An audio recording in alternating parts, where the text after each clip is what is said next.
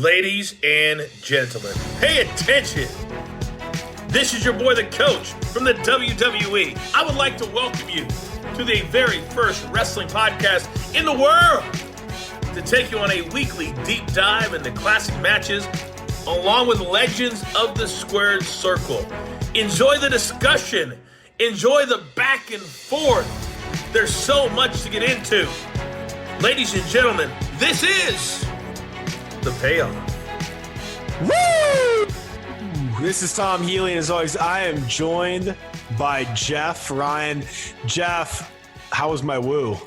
That was good. That was. I don't do many woos, so unless I'm chopping someone, of course. You really got to commit to it, and you committed to it, and so that was good. Yeah. Good to hear it. That's like why I do my Savage voice. You just gotta lose yourself in it. You know, if you're trying to sound cool, I mean, you have to take a step back and go, I'm imitating a professional wrestler. Well, and that's in you and I know, like, yeah, if you're gonna be a wrestler, you got to commit to the character. So that's the way to do it. Hey man, the most successful ones are always the ones that commit to their character, even if the gimmick's stupid, even if the storyline sucks. I mean, it always helps you to just own it. And it reminds me of an interesting story. Did you catch, it was on Jericho's podcast, the Revolt, the former Revival? No, I have not listened to that one yet. No. Did you see the pictures circulating in regards to the outfit that Vince McMahon wanted them to wear? Oh, yeah, I did see that. Yes. So it's interesting. They were talking about, so of course I Google it because I had not seen the picture. I look at it. It's terrible. But they started walking through the storyline and I was like, that actually would have been so different that if they would have embraced it, which they said they would have, I actually think it could have worked. Yeah, agreed. Yeah, and it was different enough. I'm like, man, I actually wish they would have done it. Like, it's something I would have watched. And for those of you that don't know, basically, they had these ridiculous outfits, right? And so, of course, you're like, oh, Vince is like messing with them. But the whole idea was they were going to cut a promo and basically say, look, you want us to be clowns? You don't want us to be tag team wrestlers? You want us to like do all this stuff? Great, then we're going to do it just to piss you off. Like, that was the whole like idea. And that's actually pretty interesting, right? It's different. We don't get different very often in wrestling. And I feel like when we do, more often than not, fans appreciate it, especially for two guys like that they absolutely love. Well, and I remember when we had our day at the PC that they were they were in character for most of the day. But I remember when we had like that question and answer at the end of the day, it was Dash, actually, I think it was, very articulate. Like these guys, like I was buying into them and just their real life person. He was talking about his family and doing all this stuff. And so, it seemed to be just really good guys, but yeah, just good stuff. But yeah, who knows what we got? I actually think it was Dawson, but anyways, yeah. So yeah, we got to put up more with those guys. We got a really good one here. Yeah, we got one wrestler that's been the same person forever that is his real life, and then one that has reinvented himself, into something different. So this should be fun. Yeah, I'm looking forward to this one, dude. So go ahead, plug our stuff real quick, and then let's get started. Yeah, of course, and you all know it. It's at Payoff Pod, Facebook, Twitter, Instagram, all that good stuff. And of course, make sure to subscribe to the show, spread the word about the show, all that good stuff. And so, and this week we are saying coronavirus, unlike WWE. And so, we're going to keep it real, all that good stuff. And so, and of course, we got those three parts of the show. Everybody knows that: the build, the payoff, the aftermath, before, during, after, all that good stuff. So, Tom, how come you wanted to do this one? So obviously, this was around WrestleMania 6. I was 6 years old. I was a big WWF fan, didn't watch a ton of WCW, started hearing about this Sting guy. And dude, this is the coronation, man. This is when Sting became the Stinger. This is a huge moment. And so I'm just excited to see it. And what an interesting guest, the guy that trained the damn guy. So, and he had some just awesome stories, as you guys are going to hear. So it's a really fun one and big moment, big match, big coronation. I'm pumped for it. What about you? Yeah, this is one too. I feel like so many people, maybe our age, a little bit younger, remember the black and white Sting or the red and black Sting. They don't remember this Sting. They don't remember what, when he started, he was a totally different person. And so not different. I so prefer this. The Crow stuff, maybe I'm in the minority here. It was okay. And maybe if they would have booked him better when he, went against Hogan after the long layoff, but just didn't do it for me, man. Like, I never really liked the Crow gimmick. I just always loved the Surfer Sting, and it's cool to evolve, but I don't know. I miss this Sting. Well, and that was who was it? William Regal. But a couple different wrestlers were saying, like, if you can't reinvent yourself, you're not going to make it. And Sting, total reinvention on this one. And so, where did he say that, Regal? Regal, he's just said it over the years. I want to say, I remember. Man, dude, that's so true. And then you start thinking about these guys, and you're like, Austin obviously reinvented himself. Yeah. Shawn Michaels, Triple H, Bray Wyatt now, Undertaker. I mean, the list goes on, right? But it's like, some of the best of all time, there's just various versions of them. Hulk Hogan, Macho Man. But it's funny, I attribute it to Regal because I think that's who I saw from. He might have been quoting someone else. I don't know. And it's funny you say Undertaker because we start getting into this. We did have I know. Well, I don't want to spoil it, but yes, we'll talk about it when you get there. And so, I'm just excited because it's just an era that we haven't really spent a ton of time in, and kind of talking about really the inception of what Sting was, and kind of, starting to get him to be a superstar. And so I'm excited for that. So if you're ready for the build time, I think I'm ready for it. If you're ready, I'm ready. Let's do it. It's time for the build. Ho! It's time for the build. All right, dude. So here we are. Great American Bash 1990. This is coming hot off the heels of WrestleMania 6. Jeff, why have I referenced WrestleMania 6 twice? Do you know? I don't. Because the Warrior wins the world title from the WWF at WrestleMania 6, and then his training partner, his tag team partner, the guy he broke into the business with, Steve Borden, Sting, wins the world title just a few months later. And I think that is so cool. And maybe that's been mentioned before, but I didn't realize it until we sat down with Rick Bassman. I'm like, 1990. Wait a second. Like, this was right around the same time. How cool is that? And a lot of parallels, right? Both guys look like $1 million, great physiques, had the paint, weren't Ric Flair in the ring, little raw in the ring. But man, I thought that was so cool. So Great American Bash 1990, always a big pay-per-view for WCW. Baltimore Arena in Baltimore, Maryland, held about 14,000. So, and I don't know much about the Baltimore Arena. I don't know who would have played in there. I guess that probably at the time was like the Baltimore, where they would have concert venues and stuff. And I really don't know much about the building. Should have looked it up. Maybe I will, but because they don't have like the NBA team and the NHL team, but pretty big venue and obviously a great wrestling town. So we kicked this show off. Brian Pillman defeating Buddy Landel. They went 9 minutes. Then we have Mike Rotunda, recently released Mike Rotunda, father of Bo Dallas and Bray Wyatt. He defeated the Iron Sheik in 6 minutes. Doug Furnas defeating Dutch Mantel. Ironically, I didn't realize like Doug Furnas had been around by himself as a single star. Of all places, I heard a Doug Furnas reference just the other day from Harvey Whippleman, who was a guest on Corey Graves' podcast. You ever listen to his podcast? I don't, because I'm not a big Corey Graves fan. So I don't like him. I don't like the character he tries to portray. I don't think I'd like him if I met him in real life. I don't know. And then even in his work, I think he like tries too hard and he tries to like be guys from the past. The guy does nothing for me. but he gets interesting guests on his podcast sometimes. And it's like, oh, well, where else are you going to hear, 30 minutes of Triple H just, letting his guard down and shooting the shit, right?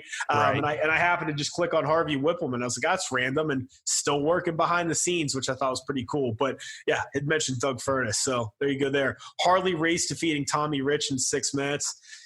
Jeff, I know a lot of people love Harley Race. I just never really saw much of his work, man. I think we're a little young for that. We are. The one thing I learned especially is him, again, sad, and I kind of referenced it before because I had recently watched the Dark Side of the Ring Benoit stuff, was Race saying, don't do the headbutt. It'll, it hurts your spine, all this other stuff. Oh, I know. That's right. Yeah, and that was the comment he made on that. Did the diving headbutt, told him don't do it. And then there was somebody else, I forget who else was doing it, again, like hurt himself. And then it was Dynamite Kid. Dynamite Kid, thank you. Yep. And then Benoit, what happened there. So yeah, just and I recently, was it just last year, passing away too. About a year now at this point. But yeah, just I agree with you though. Just didn't see a ton. And look, we're obviously two wimps. I mean, we're not pro wrestlers or professional athletes. But dude, think about. Speak for yourself, buddy. Come on. Okay, I'll speak for myself. I'm a wimp and not a pro athlete. So, dude. With all due respect, you're not a pro athlete either. I'm not either. Yes. But can you imagine just again, I know it's a work. I know you're not slamming him in, as hard as you can with your head, but just, I don't know. I mean, I wake up with a stiff neck because I slept the wrong way. Can you imagine just the trauma of hitting your head against something, your neck, kind of that blow, even if instead of it being a massive impact, it's just an inch or two blowback, dude, it's gotta fuck you up. Well, and it's I question when you see some clips of some wrestlers talking about it, and they just start laughing, and I'm wondering if that's because they are going crazy, so some of it, yeah, just insane. But I'm with you, yeah. Yeah, and I mean, not that chair shots to the head wouldn't be bad either, but I don't know, something with the diving headbutt in terms of just the whiplash and the neck stuff and what that would do to the brain. We then had Midnight Express, Bobby Eaton and Stan Lane, the NWA US Tag Team Champions. That's a mouthful. Defeating the Southern Boys of Steve Armstrong and Tracy Smothers. Vader defeating Tom Zink, 2 minutes. A lot of short matches on this show. Steiner Brothers defeating the Fabulous Freebirds. That'd be a fun match, 13 minutes. What else do we have here? Dudes with Attitudes. That's El Gigante, okay, also known as Giant Gonzalez. Junkyard Dog and Paul Orndorff. That's a team. That's a hell of a team. Yeah. Defeating the Four Horsemen of Arn Anderson, Barry Windham, and Sid Vicious by DQ in 8 minutes. A lot going on there. But yeah. Jeff, man, I'm pumped to talk about this one. Yes. Lex Luger, the NWA US champion. Who did he defeat? Mean Mark Callis, better known as The Undertaker. Oh, and by the way, accompanied by Paulie Dangerously, Paul Heyman. I went back and watched this match. Did you? Oh, my God. Earlier this week. The match sucked, but let me tell you something. Look, it's easy to say, right? Oh, well, it's The Undertaker. Of course you're going to say this. But, dude, go back and watch him. He was big. He moved around. I mean, remember, when he went to the WWF, they said, you got to slow down, work half as fast, work like a big man, not be doing – but he was just moving around like crazy, super athletic. Kind of – who he reminded me of was a little bit like Mike Awesome. Yep. Just the look and the size and the way he was moving around. Really cool. It is very weird because I just pulled up a picture, at least real quick. Extremely weird seeing The Undertaker in trunks. Yeah, he's got just the pale, freckly skin and stuff. Yeah, this is one we will have to go back and watch a Mean Mark match for the show because we'll try and find his best Mean Mark match. I love it. I don't know if I call it the semi-main event. The second to last match was Doom, which was Butch Reed and Ron Simmons. They're your NWA World Tag Team Championship, not to be confused with the U.S. Tag Team Championship. They defeat the Rock and Roll Express, Ricky Morton and Robert Gibson. A lot of talent on this show, but man, look at all the titles. We had, the NWA US tag titles, the NWA US champion, the NWA World Tag, and then the NWA World Heavyweight. So 4 titles, no women's title, no other cruiserweight or anything. But yeah, titles have been around for a long time, but it does feel like in today's current product, it's just absolutely brutal how many of them you see. And then the main event, Sting, Ric Flair. That's why we're here. It's going to be really good. So I know there's a lot to cover on the build, so I want to jump right into it. But man, good show, and excited to cover this one. So how do we get the rub to Sting, man? How do we make this guy a main eventer? I'm curious about this. I know you did. Yeah, so I got a whole lot of notes on this one. So you have Sting starting in NWA. It was 1987. It was actually then March of 1988 where he began really feuding and kind of challenging Ric Flair for the NWA World Heavyweight Championship. Very quickly getting thrown right into these big name kind of feuds, because not just Ric Flair, but the Four Horsemen as well too. Now, Tom already referenced the Four Horsemen and kind of the, Sid Vicious being a part of them as well too. I'm talking the OG Four Horsemen. This is Rick, Ole, Arn, and Tully. And so this is when they were absolutely at just really the pinnacle of what they were and kind of running the show as the Horsemen. And so you actually had through most of 1988, you had Sting tag teaming with Dusty Rhodes. Couple different matches. One of their big ones, though, was them taking on the Road Warriors, Hawk and Animal. I know there's, again, a dark side that we've been referencing a lot because I've been watching it lately, but, a episode with them on that one as well, too, that was pretty good. And so, kind of fast forwarding a little bit, the tag team in 1988, and I'm interested, Tom, in your thoughts on this quote that I find. It said, after a long push, Sting won his first title in NWA when he defeated Mike Rotunda, as we know, IRS, of course, talked about him, for the NWA Television Championship at a live event in March 1989. Sting defended the television title actively, but tended to face subpar challengers such as the Iron Sheik. Would you consider the Iron Sheik to be a subpar challenger? I mean, the guy was a heel. I don't know. I mean, it was a dastardly heel. I don't think there's anything wrong with that.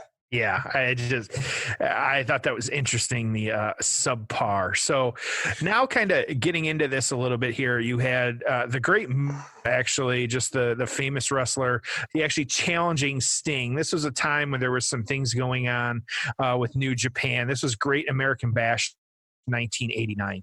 He'll come into play throughout this story as well too, but the main event of that year's 1989's Great American Bash had Ric Flair defending the NWA World Heavyweight Championship against the one and only Terry Funk, who was a member, and I did not remember this, of the J-Tex Corporation. I have never heard that before. And so what is that? I did a little bit of research on this one. It was just a heel stable. It was managed by one Gary Hart.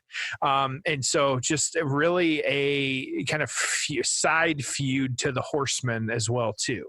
Now, I was curious as well, too, again, kind of who was a member of this, because I had no idea who the members of this were. Terry Funk, of course, being one. The Great Muta, as we already said, is another one who was involved in this group.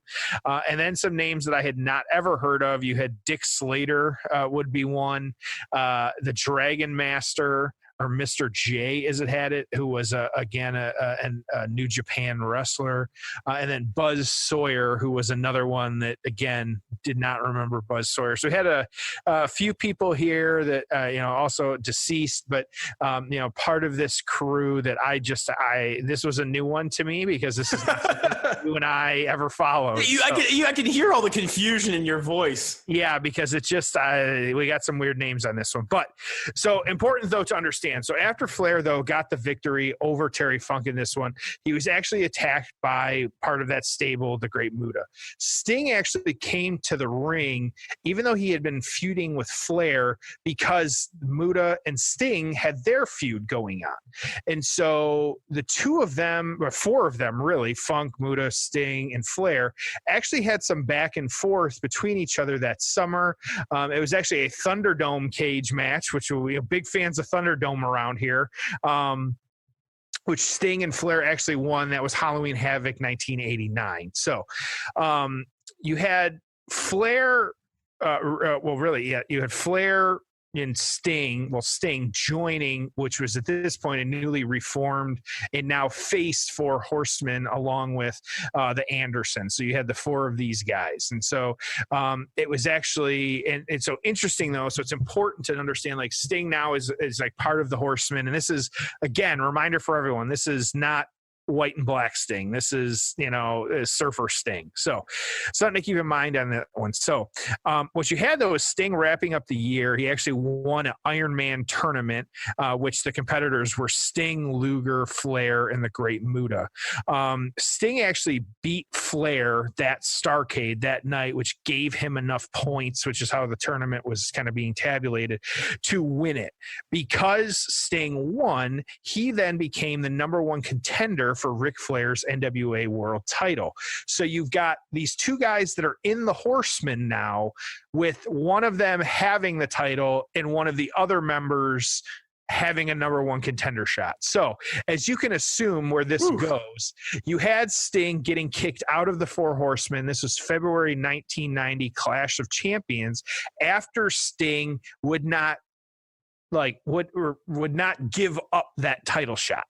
And so then, of course, you had the rivalry restarting at this point. So like we said, this was, we're 1990 at this point, February. It's not till summer where this match happens, but already you can see a lot of history, a lot of different things of why these guys were, feuding and then together and then separate. And I really enjoy kind of, where we get to this point. So unfortunately, though, where he wouldn't relinquish his title, Sting actually hurt himself in a steel cage match. And so a lot of different things happening. It was actually, he got replaced by Ole Anderson, that Sting ran to the cage to try and climb it, but blew out his knee.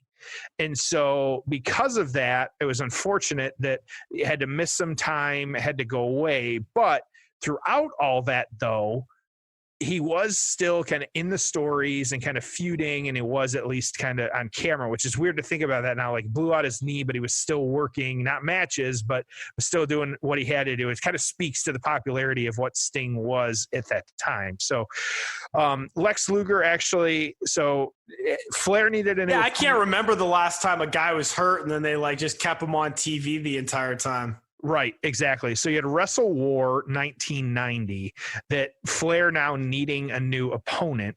And so you have Lex Luger challenging Ric Flair at Wrestle War. It was actually during this match that Sting came down to motivate Luger, and that, before, Sting and Luger had been feuding as well too. And so eventually you get to the point where, Sting got attacked by one of the Andersons, and then Luger, instead of going after Flair, decided to help Sting, and then Luger actually lost the match because of count out, because he was helping Sting. And so Flair still holding onto the belt at this point. So interesting kind of note that I have on this one, and it's one that I'll have to dig into a little bit more and kind of find some info on this, but it was actually that at the time they wanted Flair to drop the title to Luger, but Flair said that he had promised Sting that he was going to hold the belt until he could drop it to Sting. And so I thought that was really interesting, of doing the work and trying to help put over the younger guy. Imagine if he was in that story the whole time and was able to capitalize on that. But again, Sting being a part of this and being on TV, one of the weirdest pieces of this story, which I was wondering why, and Tom, no idea why this was happening, but Capital Combat, this was May of 1990. Yep. I was seeing photos of of Sting with RoboCop, and I had no idea why I was seeing photos of Sting and RoboCop. Well, of course, I'm sure maybe I'm the odd man out here, but of course it was a promotional crossover for RoboCop 2, which had just come out recently, that 1990. And of course, Sting, there was an angle where Sting was rescued by RoboCop, which there was some promos that were really weird, but Sting looked, and you and I had talked about it before we got here, Sting looked jacked as hell. That's one thing we have not talked about at this point, that this dude, he had just a giant chest, huge arm. Like, Sting was jacked. It was incredible. And so, but you had, again, this Capital Combat with Sting had gotten locked in a cage by the Four Horsemen. This is actually on the network. You can search Sting and RoboCop and it will come up. It was interesting because I really enjoyed the line from JR on that show of like, great ovation for RoboCop as he makes his way to the ring, which you'll never hear anything like that in anything other than wrestling. And so, but I did enjoy, there was another clip of Road Dogg watching this, and he called it flimsy, like the majority of WCW booking in the 90s, which I thought was pretty funny. And so the meme you and I shared earlier this week, I don't watch WWE because it's fake. And then when people tell us that, and then we tell them like, well, do you watch movies because they're real? It's like, well, this is what wrestling is. And so so you really had, though, up until Sting getting injured, up until that point, like really February until this match of July, Sting was hurt, but he was still in storylines. He was still getting saved by RoboCop. Like, you had all these things going on and happening. And so he was at least still being a part of that story. So we get to this match, though, with all of these different things happening and the different components and the people being involved. And so little nutty, like some of these stories that we've been telling and the builds on these, but we got here and that's where we wanted to. So Tom, thoughts on any of this madness? Do you know what RoboCop was rated, like, in terms of like how old you had to be? I don't, but I know if it was anything like movies were back then, I'm going to say it was maybe PG-13. It was rated R. Was it? Okay. And the only reason I remember this is because my grandfather thought it was like a superhero movie and took me, and it was like, he got in some shit from my mom for that. Definitely not. Yeah, because I was like 6 years old. It took me to an R-rated movie just thinking, oh, this is like, like the Teenage Mutant Ninja Turtles or something, and it was rated R. I remember I was a RoboCop fan because he was from Detroit. And so I had that connection to him. It gives you something in common if you were ever to meet him. Which, yeah, very, very realistic in that point. And then I enjoyed too. I think their car was like a Ford Taurus, was the cop car in that movie, which I just found super comical. But especially looking back nowadays, like that Ford Taurus really catching up to those high speed pursuits. So good stuff. But yeah, so you got any final thoughts on the build here? Well, it might have been an upgraded Ford Taurus. Never know that couple extra cylinder, liters. Oh, no. I think the upgrade. I think they made a V8 Ford Taurus back then. So right, yeah. So if you want to watch this with us, we got Rick Bassman here. We're at the 2 hour, 27 and 30 second mark. A Great American Bash 1990. Again, that's the 2 hour, 27 minute, 30 second portion of the Great American Bash 1990 on the WWE Network. Awesome guest, awesome match. You're really going to like this. So with that being said, let's get to the payoff. Ho! It's time for the payoff. All right, we are here with Mr. Rick Bassman. Rick, welcome to the payoff. Thanks so much. I really appreciate you having me. This will be fun. So you have a unique relationship with Sting. Just quickly walk through, how did you find him? What did you initially think of him? And how was he when you first got to know him? Okay, great. Well, as you know, we talked about in the last episode, I'm sorry. Are we allowed to reference? No, we can. We're breaking the third wall, as they say. Yeah, so we're filming these, and you already spoke a little bit about that, but we're airing them in sequential order. So if you haven't gone back in the archives and listened to them, you should do so. We already covered WrestleMania 6 with one of your other proteges, Ultimate Warrior. So yeah, talk to us a little bit specifically about Sting, where you came across him, and a little bit about him. Excellent. So Warrior and Sting and two others, as you know, were part of a superhero team I put together for pro wrestling, initially called Team America. That eventually became Power Team USA, and lost the Team America name in a trademark search, or trademark dispute, I should say. The group were to be four guys: a black guy, an American Indian, an All-American guy, and an Italian American.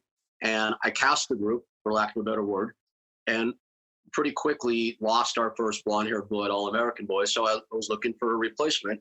And myself and the three other team members were training at a Gold's Gym in Reseda, California. And we're there pretty much daily. And there was a guy behind the counter, it's like the day manager, who's like this really nice, really mellow, really mild-mannered guy, big guy, good physique, good-looking guy, really nice. You could tell he's genuine. And he didn't quite have like blonde hair. It was kind of like light brown, but whatever. We all can make changes. And I approached him one day and I said, "Hey, Steve, would you be interested in being a pro wrestler?" And he said, "No interest whatsoever." I don't know if it was exact words, but that was the sentiment and pretty close to the delivery. And I got to tell you, man, I worked on him for probably 5-6 days a week for like a month. Tell him, here's what we're doing, here are the plans, here's what could result. And again, he was a day manager at a gym and probably wasn't making a lot of money. He was married, very smart guy, very pragmatic. And he goes, "Man, I hear about pro wrestling and the lifestyle, probably kill my marriage. My marriage is the most important thing to me." And I mean, he had all the right reasons for not doing it. But for better or for worse, I eventually wore him down, or he just he joined our Power Team USA group in training, and that started the legend of the guy who's now known as Sting. Well, and what's interesting about that too is you hear guys that are reluctantly brought into wrestling. It wasn't something they grew up, wanting to do, and they come and go. Then you have a guy like Sting. I mean, he's a wrestler's wrestler. He's still doing appearances. He wrestled for the better part of 30 years. So not only did he get into the business, but it was a huge part of his life for a long period of time. And you can tell he loves it, or else he wouldn't be out there doing appearances and face paint and doing the interviews, because he probably doesn't need the money. No. As a matter of fact, I know he doesn't now. And he does have a true affinity for it. He's really connected to the business. He picks his spots more and more these days. I mean, why wouldn't he? He has the ability to do so. But yeah, like you said, he really got into it. I mean, look at this match here. This was when Ric Flair was the guy. Ric Flair was the guy, and Hulk Hogan was the guy. So there were two the guys. And Warriors, we know, to throw in one. And here's Sting. A few years after I met him and quote unquote, talked him into being a pro wrestler, he's taken down the guy. It's pretty freaking amazing. So how was your relationship with him at this time in 1990? We weren't really in touch for many, many years. Right around this time, I'd say 91, I was an executive for the Walt Disney Company, and I was in status to the Orlando, Florida property.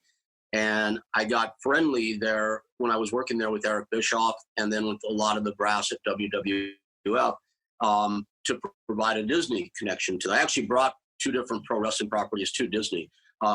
So I was in touch with all the brass, and I got myself invited to go backstage WCW when they were in town. I think it may have been Daytona Beach, and Steve was there, and we saw each other. We said hello. We had a nice chat.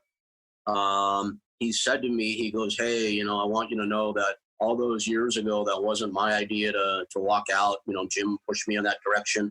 And he said it in a way that was very earnest, where I didn't feel like he was necessarily just trying to get something, off his chest or put the blame on someone else. I think he just felt like he wanted to tell me that. After that, we weren't in touch for probably another 10 years until I started UPW, and that was my promotion in California.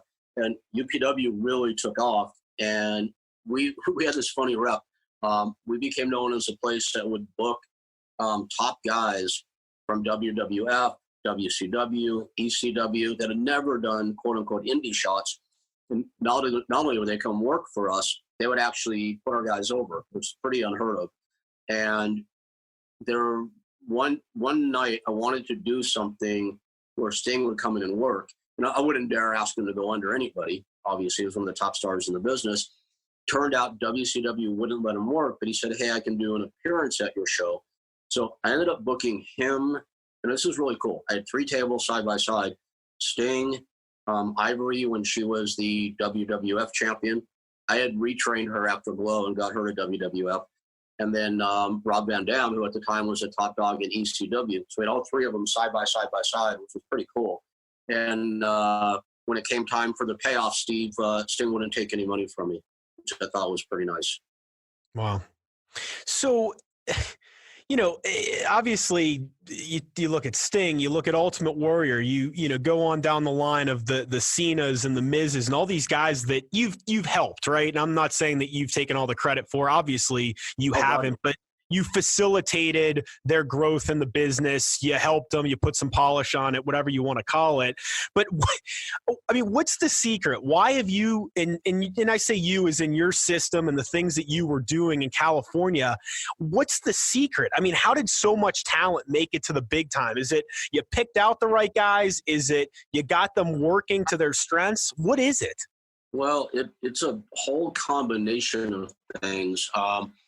One would be, first of all, that, you know, WWF and WCW both at that time gravitated toward big bodies. You know, this is the era of the, you know, the Warlord and all the guys like him, and Sid Vicious, and that is how it was back then. And those guys tended to congregate in California. So, you know, first thing is I can take 0 credit for being geographically lucky. That's part of it. But where I would give myself credit is I've always been a hustler, and I worked very, very hard to put that first school together and to put those shows together.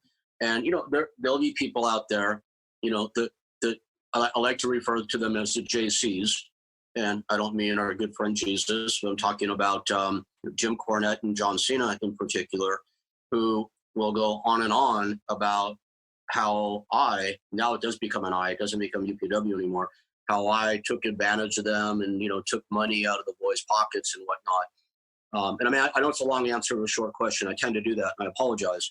But, man, I'll tell you, Tom, I worked my ass off for years to have a school and be able to pay the rent and the insurance. I actually had insurance before wrestling promoters thought insurance would be a good thing to have in case someone got hurt. And we used it on several occasions to pay instructors, to do everything that it took to have a wrestling school and a wrestling promotion. And, you know, I have to just say this because I have the form now.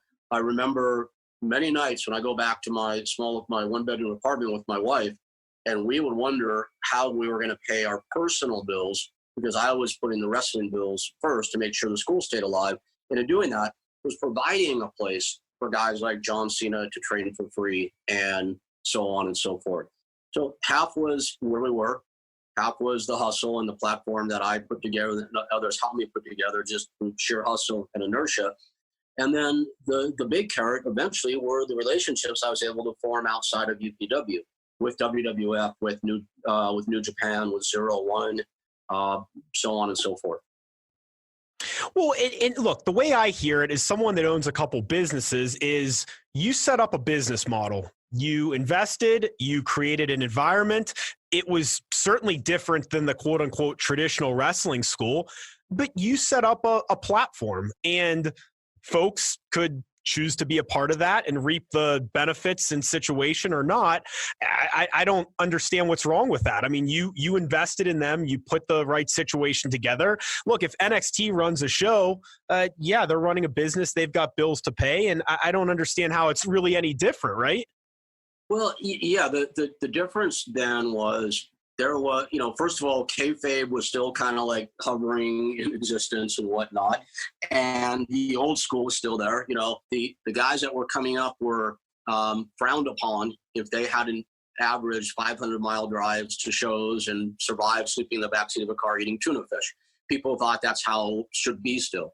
And, you know, guys like Jim Cornette, is one of those guys. I mean, I kind of like half jokingly challenge him to a fight every now and then, saying I'll buy his plane ticket and all that nonsense. I would never want to go promo against him because the guy would kill me. He's a promo master, and I know that. But he's one of the guys like Warrior. I'd love to sit down with him and just talk. I don't feel like I need to explain myself, but Jim was a guy and is a guy who's so steeped in the old school. It's like when WWF announced Tough Enough, he really couldn't say anything at the time because he was beholden to them. But when I came out with the Discovery Channel special, he went fucking nuts on me. That little fucking punk, Bassman, midgets exposing the business. Yeah, I watched that clip an hour ago. I'll tell you again, I would love to talk with him, but I don't think he'd ever be open to that. Who knows? Maybe I'm wrong and he's way more enlightened than I could ever hope to be. I don't know. But I know that would happen with Cena, for instance, was, can I even talk about this? Or are we too off topic? Oh, no, this is great. Okay. Yeah, with John, you didn't have to be a genius to look at John and go, that guy has it. So that wasn't like I had any special eye for talent or anything like that. There are some people I might take a little credit for with that. You wouldn't know most of these people. Anybody can look at John and go, wow. We always hear about that undefinable it factor. If you meet John in person, he has that in spades. And he has a work ethic that's second to none. John came to my school. You could see that. Now, when I started this business, when I got into UPW and I started the wrestling school, here was the plan. And this is going to sound kind of crazy, but do you know people know Barry Bloom and Michael Braverman? Are those names familiar to you? Sure. Especially Barry Bloom. He's come up a lot lately on Eric Bischoff's podcast. Oh, okay. All right. Well, Barry and Michael are partners. And at that time, they were managing Jesse Ventura and Dan Hunter and a whole bunch of others. And they're making a very good living doing that. I formed a partnership with Barry and Michael. And the idea was we would start this school.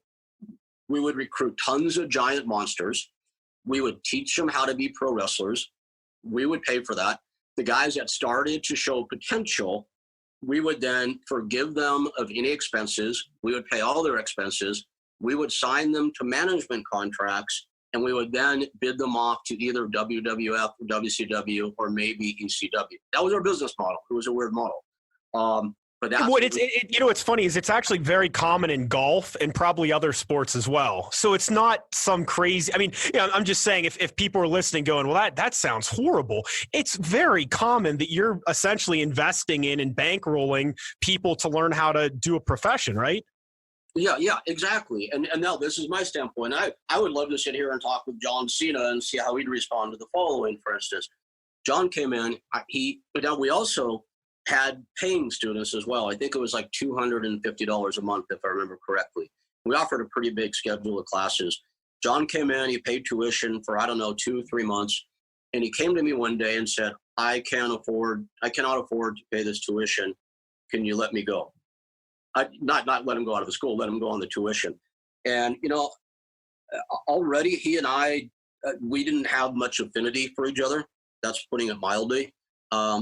I wasn't a giant fan of the person, and I'm still not, but I was and still am a huge fan of, the work ethic, of course. And then again, he has that whole charismatic factor that very few people ever would. So when he came to me on that, I assumed he was going to be a guy that would make it and probably do really, really well. And I said, sure, John, let's sign you to management. We'll let you go. And he said, great. So that was that. And at that time, there was a show. That's reality TV was pretty new at that point.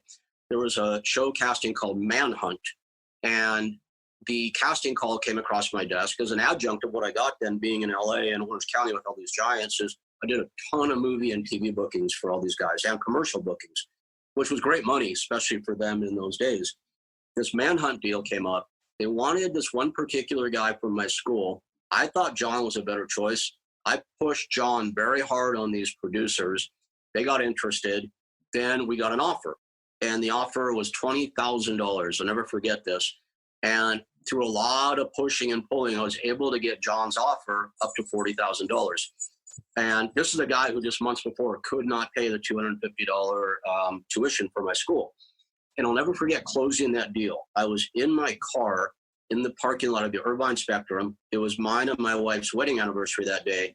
She was inside at the restaurant by herself for about 2 hours because I was in the car closing this deal. bad priorities, I know, but that's what I did. And I called John with the news, and the first thing he said to me was, "Oh man, well, hey, don't spend that $4,000 in one place." I mean, very, very magnanimous. And that kind of set the tone. Well, I mean, our relationship already was that. It set the tone for the rest of it. And then, WWF, Bruce Pritchard would come around a lot, which was a blast. I love Bruce. JR would come around every now and then, which was great. It was so much fun when they'd come in. We would do a big showcase. And part of my job was and my staff helped with this also. Todd Kennelly, who you may know, is a TNA announcer. A few other people had amazing, amazing staff. Brett Wagner, this guy, Big Schwag, who hates me now, who I still love. He was great. We would do reports on the talent. And I pushed Cena to the moon because I thought he was going to be huge for them. And it would have been good for him, good for them, and good for me because I was his manager. And I got development deals. Back then, development deals were very hard to come by. They were very rare.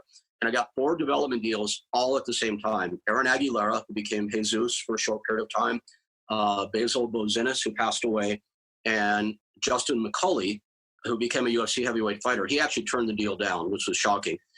The development deals then were $300 a week. That's what WWF paid the guys. I'm like, guys, you got to consider John Cena more carefully and more specially. First of all, he eats a ton. He's got to pay for that. Give him a couple $100 extra so the guy can train the way he needs to train. And they agreed. So these 4 contracts came in the same day. And if you look at the Discovery Channel special, you'll see this moment where I get to hand the contracts up. Maybe that's a way of putting myself over, but I loved it. I was always genuinely happy to see people get an opportunity. So gave Aaron, Basil, and Justin their contracts for $300 each, gave John's for $500. Now, as an agent, the deck is stacked against me. I'm short, I'm Jewish, and I'm an agent. So I must be a crook, right? When you put those 3 things together. And with the Napoleon complex, no less. So anyway, if you're an agent and his initial offer was $300, and I got him $500, so I got him $200 more a week than he should have gotten, and he pays me 10% of his $500, that's $50. He still comes out $150 ahead of where he would have had he done the deal himself, right? And that's before all the work I did to set the school up and the work to push him and all that. So anyway, he paid me, they kept all the guys at UPW for a while, paid them for a few weeks. So John gave me his $50 a week. It was always begrudging on his part when he handed it to me. And I'll never forget, man, like the day after he got to Louisville, I got a 1-line letter from him dismissing me as his manager. And I heard what had happened is that he got there and Cornette immediately went to work on him. Fuck that little piece of shit. No one puts their hands in the boys' pockets. And that's what happened from my perspective. They may have their own. I'm sure they do. But I believe I'm telling it pretty truthfully and pretty accurately. Well, it's interesting. And I mean, I think it's interesting just learning about the way you set up things, the way you structured it from a business standpoint. I mean, to the best of my knowledge, it was, different than what other people were doing. And totally. the stuff you were doing with the guys, I mean, it obviously worked. I mean, the guys you churned out of there and the stardom that they had certainly speaks for itself. So we watched Sting win the title. Place goes crazy. He becomes a major star because Flair puts him over and makes him look like $1 million. Mm-hmm. What's the current relationship like with Sting? How did it evolve with you and him over the years? How do you feel about the performer and the man? Well, as a performer, I mean, you talked about how Flair made Sting look like $1 million. I mean, Sting himself became $1 million in my opinion, using that same barometer. He's, in my opinion, one of the best of all time. He became amazing in the ring, amazing work physically, amazing psychology, great promos, and he looked the part. I mean, the guy was absolutely the complete package. What more can you say about that? As far as a person goes, I mean, we were never good friends. We were never close friends, but I would absolutely typify him as a good guy. He's solid. He's a man of his word. He has integrity. I don't talk to him often. I would say,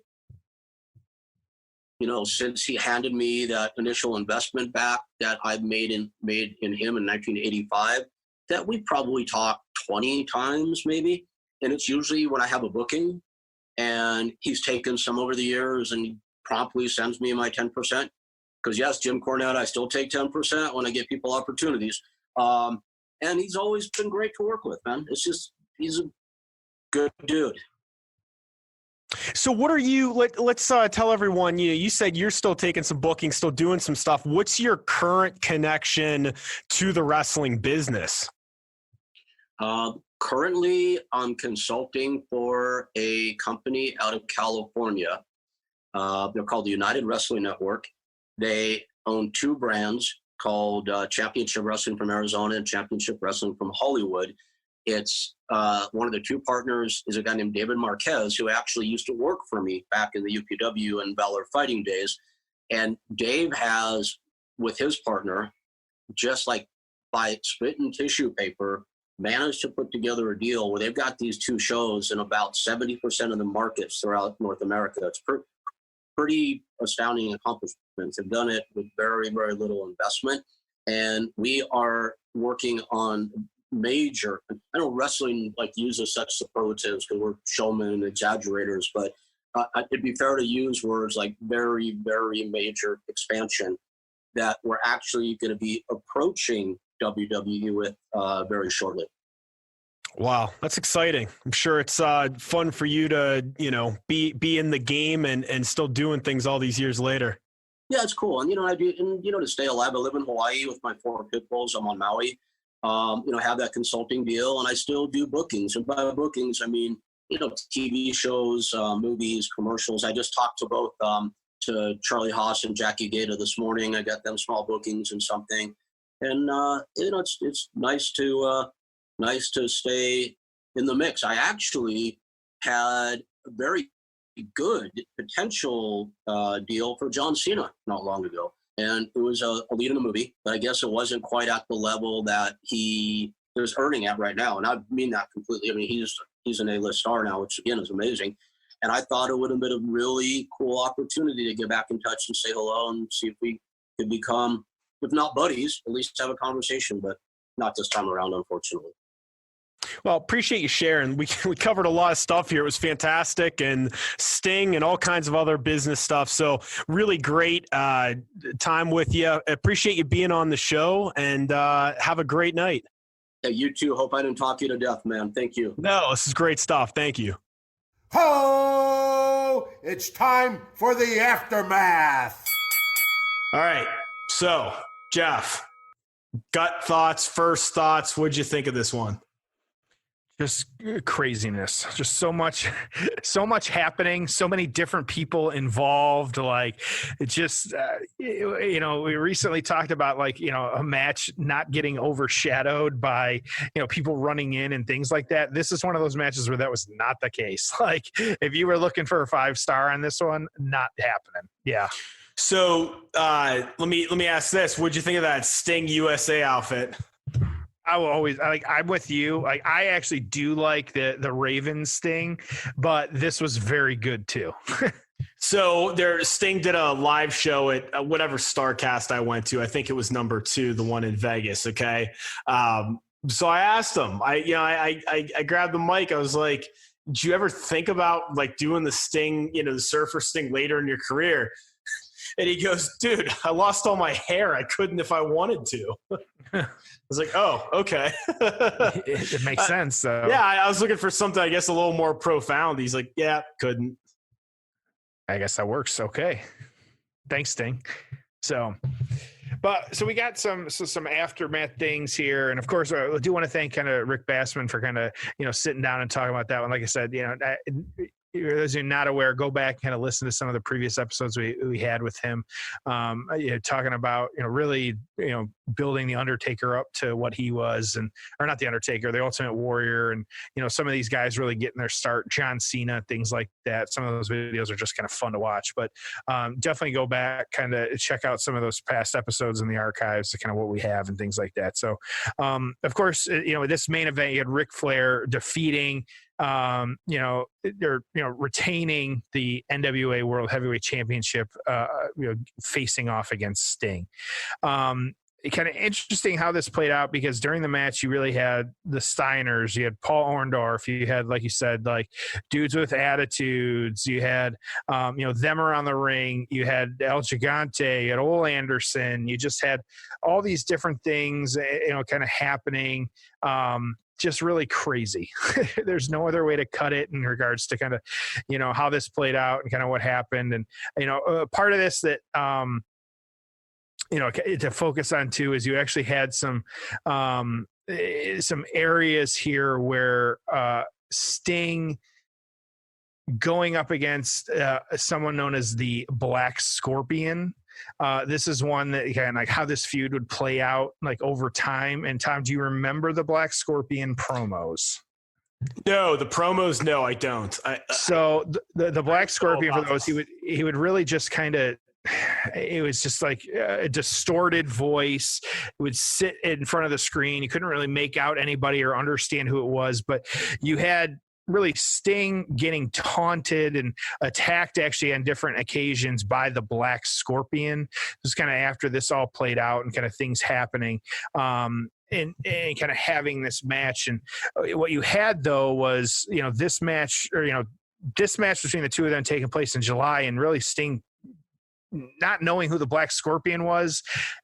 Doing my research, it was played by multiple people like over the next couple of months, either depending on if it was a promo or if it was a bump that was going to be taken or something like that. It was different people that were this Black Scorpion. Well, of course, you had this feud between Sting and the Black Scorpion culminating. This was Starrcade, December 1990, and of course, who is the Black Scorpion at the end of all this?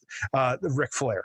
So, had kind of this weird where they've got this, big angle where they're taking on the Horsemen, but then you've got like this secret, Black Scorpion where it's Flair in disguise. And so it was just really weird to see. The promos weren't great. It just, a lot of this. So it was a good build, but the aftermath and like some of this stuff, and I watched a little bit of it, I wasn't enjoying it. And so just kind of weird. But you would, of course, though, have these two, they would feud, they would team up over the years, just different things happening. You actually then, of course, had WCW splitting off and Flair leaving for WWF because of contract disputes. There was a whole lot of behind the scenes there that happened. And so really like kind of NWA breaking down and WCW breaking down and kind of everything happening.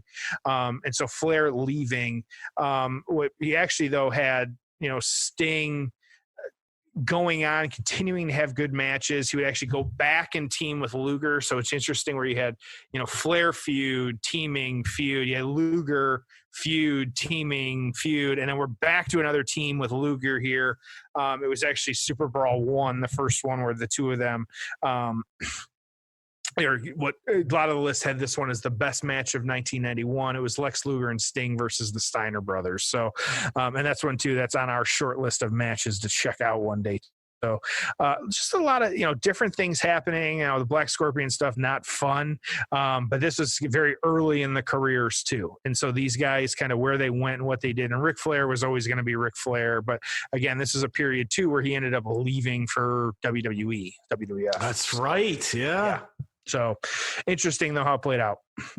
Yeah, it really was. So thoughts on the aftermath? You got any? Yeah, I was just gonna say before I get into that, it's interesting. Like watching, you don't realize at the time how much better, and it's still to this day, Vince McMahon and his company and Kevin Dunn, how great their production is. Mm-hmm. Like, you watch this match and it's like, man, there were parts of the arena that were empty and the lighting wasn't great. And it's just, it's just amazing how Vince has always, been ahead of the curve. Even now, some of the vignettes they put together and the quality of the production, it's second to none.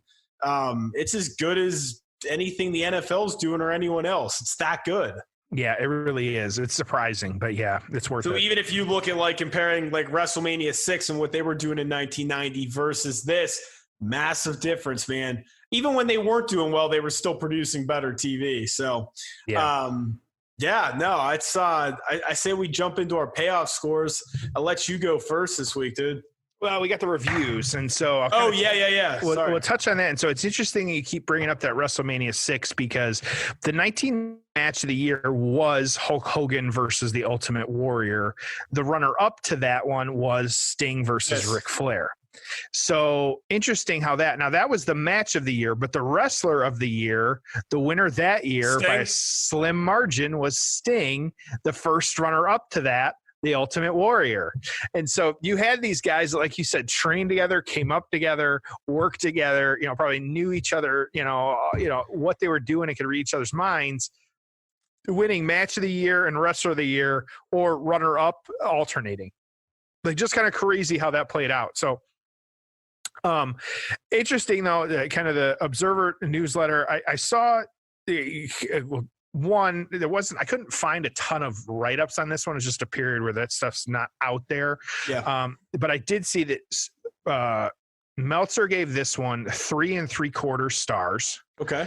And then a different write-up that I was kind of looking through some stuff and trying to find some different things. This was a site that was kind of reviewing it. Was Sting was made to look like a star as he overcame everything Flair tried to do. The crowd was molten hot for it, and they exploded when Sting won. They got what they want as Sting won a great match, 4 stars. Sting gets interviewed afterwards, though, and continues to put Ric Flair over as the greatest champion, but still celebrates his win. And so you've got really, 3 3/4 stars. You got 4 stars. Mika, there was just a lot happening in this match. Like, I'm going to give it a 7 because I did enjoy the crowd. Like the crowd was, the pop and all that stuff. I agree with that one. Absolutely. And I think just kind of seeing, especially these two guys really, Flair had been around, but really Sting in his very, very early days, it was just cool to see. I don't disagree with anything you said. I have it slightly higher. Big build, big new babyface champion. Beat the legend. Crowd goes nuts. I'll give it a 7.5.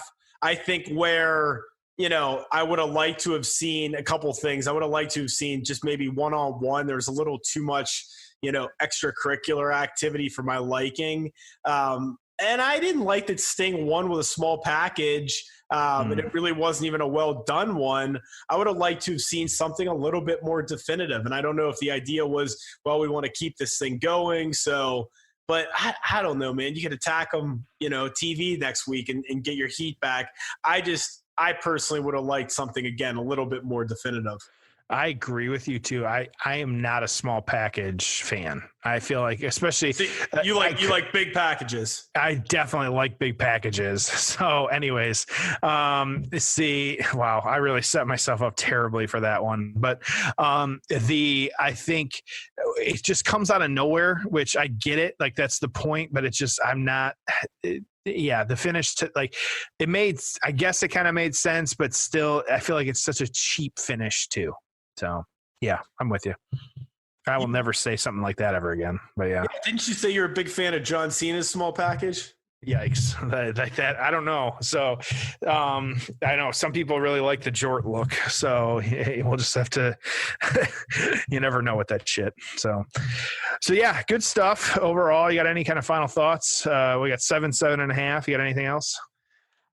Yeah,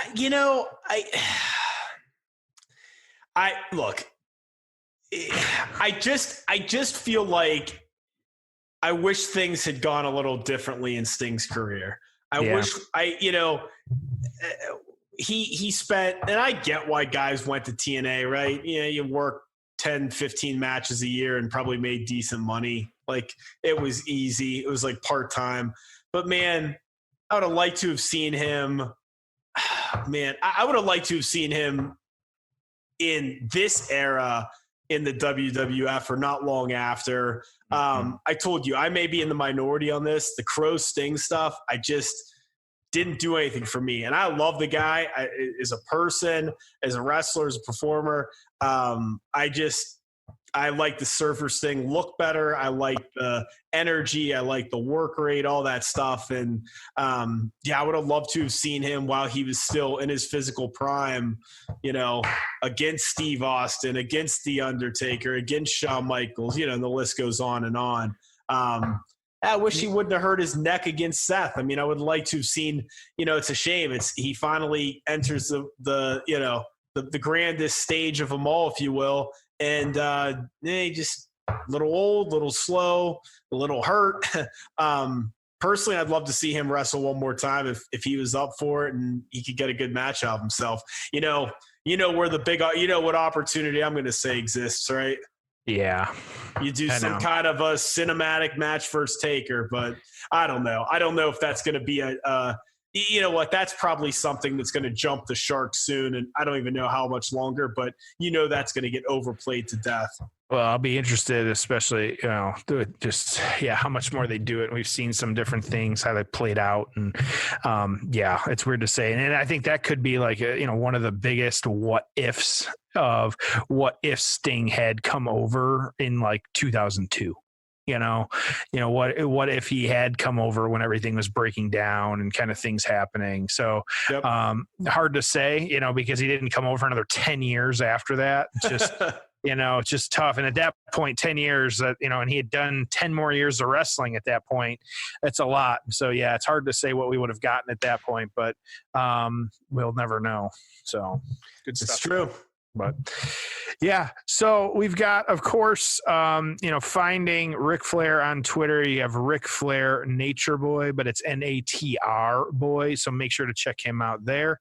You have Sting. He is just at Sting. He actually has beaten out the singer Sting for just his name. And so Sting has that going for him. And of course, need to thank Rick Bassman again, too, for kind of being here, giving his time, kind of telling the stories that he did. Like, that's just really good stuff. We enjoy that. He's been on a few episodes now, and he's just at Rick_Bassman. So make sure to find him as well too. But just kind of good stuff. So with that, Tom, make sure everybody at Payoff Pod, subscribe, all that good stuff, share, find us on social media. You got anything else to send us home on this one? No, man, I'm just looking at our upcoming schedule, and next couple matches I'm super pumped to cover. They're going to be good ones. So absolutely. A lot of fun continuing our summer theme of matches, Jeff. So as always, thank you everyone for joining us on The Payoff.